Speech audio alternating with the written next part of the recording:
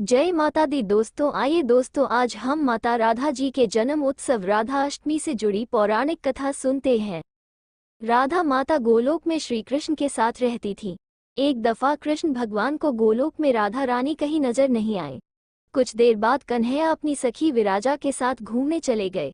ये बात जब राधा रानी को मालूम हुई तो उन्हें गुस्सा आया और वो सीधे कन्हैया के पास पहुंची। वहां पहुंचकर उन्होंने श्री कृष्ण को काफी भला बुरा कहा।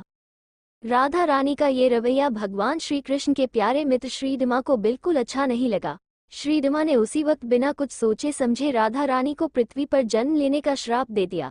राधा को इतने गुस्से में देखकर कृष्ण भगवान की सखी विराजा भी नदी के रूप में वहां से चली गई। राधा ने श्रीदमा से श्राप पाने के बाद उन्हें राक्षस कुल में पैदा होने का श्राप दिया। राधा जी द्वारा दिए गए श्राप की वजह से ही श्रीदमा का जन्म शंखचूड़ दानव के रूप में हुआ। आगे चलकर वही दानव भगवान विष्णु का परम भक्त बना। दूसरी तरफ राधा रानी ने पृथ्वी पर वृषभानु के घर पुत्री के रूप में जन्म लिया।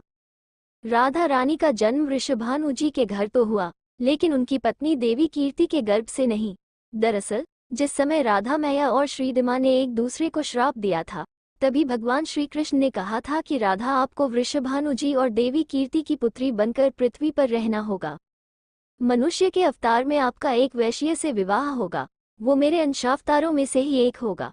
इस तरह आप पृथ्वी पर भी मेरी ही बनकर रहेंगी, परंतु हम दोनों को बिछड़ने का दुख सहना होगा। इसके बाद कृष्ण भगवान ने राधा जी को मनुष्य योनि के रूप में जन्म लेने की तैयारी करने के लिए कहा। संसार के सामने वृषभानु जी की पत्नी गर्भवती हुई। जिस तरह एक बच्चा दुनिया में आता है, ठीक वैसे ही देवी कीर्ति का भी प्रसव हुआ। लेकिन असल में राधा माता का जन्म देवी कीर्ति के गर्भ से नहीं हुआ था। भगवान की माया से उनके गर्भ में वायु भर गई थी। देवी कीर्ति ने उसी वायु को जन्म दिया।